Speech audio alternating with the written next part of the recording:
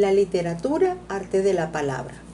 La literatura y el lenguaje literario. Al componer un texto literario, el escritor hace un uso peculiar del lenguaje que le permite expresar sus emociones e ideas y a la vez captar el interés del lector y despertar su imaginación. El lenguaje literario destaca por su finalidad estética. Se trata de una expresión artística que se vale de la palabra como medio de expresión para representar o describir mediante la creatividad, la imaginación, mundos posibles o mundos fantásticos. Por ello, el lenguaje literario es el recurso mediante el cual los escritores consiguen el placer estético en sus creaciones. Esto quiere decir que en los textos literarios el lenguaje llama la atención sobre sí mismo para crear belleza mediante el uso de giros particulares que cambian su sentido convencional para la comunicación. De esta manera, un escritor utilizaría una metáfora, por ejemplo, como cuando aparezcan los hilos de plata en tu juventud, para referirse a la llegada de la vejez, en lugar de usar una expresión coloquial como cuando envejezcas. Las obras literarias facilitan el acceso a variadas representaciones de la realidad y permiten conocer recreaciones del mundo que sirven como instrumento de socialización. Es decir, mediante las creaciones literarias se puede conocer cómo se relacionaba una familia del siglo XIX en Venezuela y esta realidad a su vez ser interpretada y compartida por los lectores, quienes tienen la libertad de asumir una actitud crítica y creativa ante la obra. Los géneros literarios. Los géneros literarios constituyen sistemas que permiten clasificar los textos, tomando en cuenta los rasgos que tienen en común. Los géneros ofrecen a los autores esquemas o modelos de composición establecidas por autores precedentes.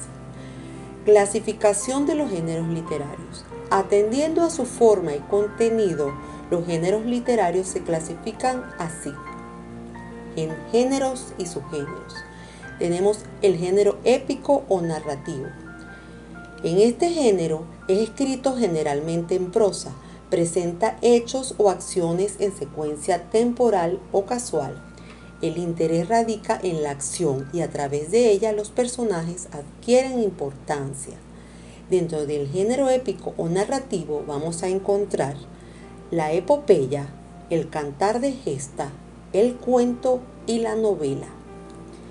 Luego vamos a tener el género lírico, donde los textos en verso compuestos con lenguaje figurado y mediante recursos literarios.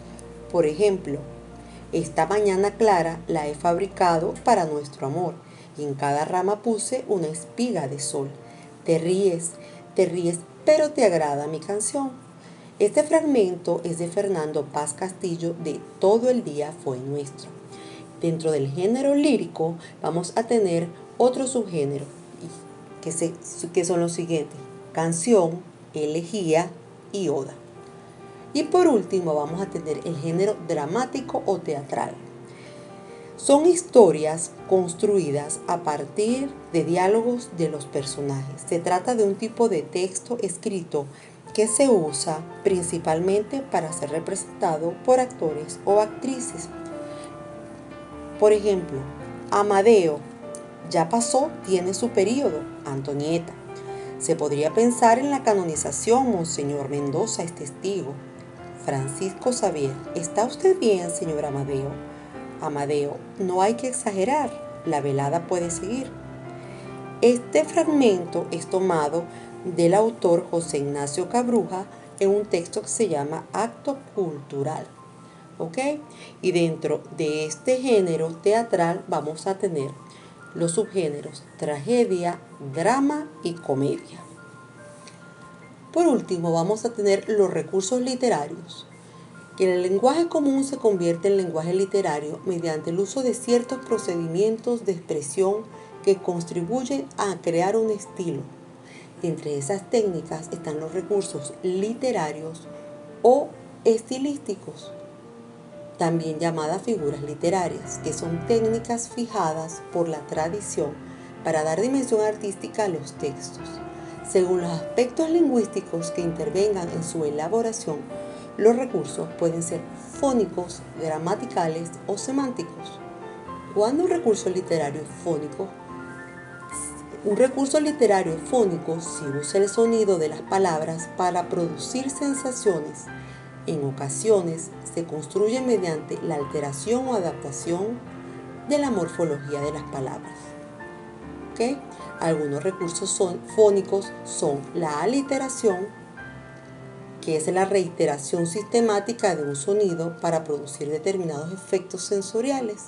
Se utiliza para crear ritmo, especialmente en la poesía. Por ejemplo, zumba o viento, zumba y ruge, dispersando la simiente, que la crústula reviente a la furia de tu empuje. Este fragmento es tomado del autor Manuel José Otón.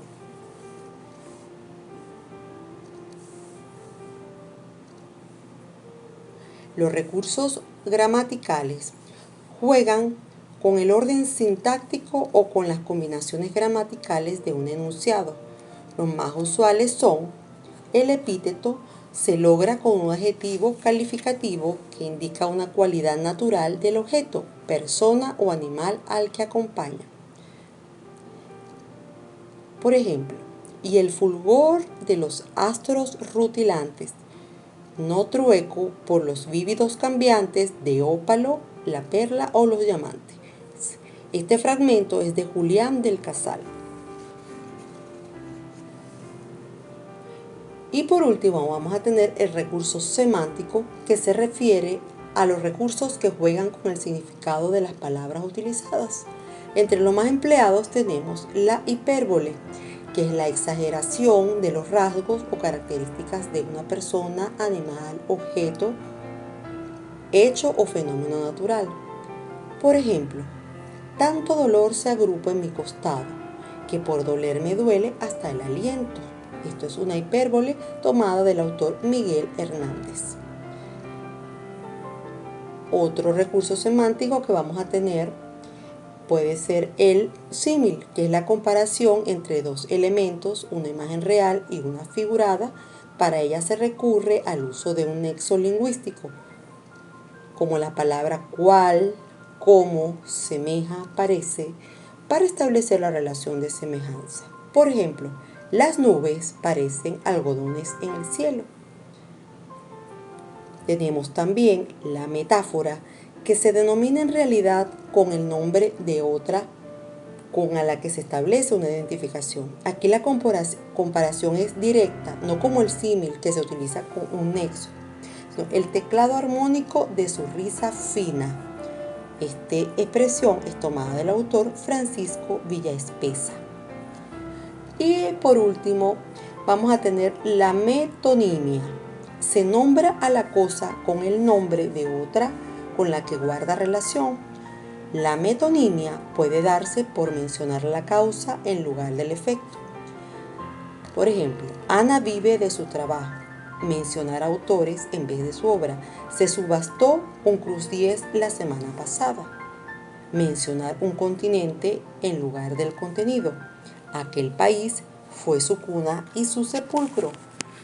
Entonces, básicamente nos vamos a orientar a estos elementos que están relacionados con el arte de la palabra, ¿okay? Que hemos estudiado para nuestro tema.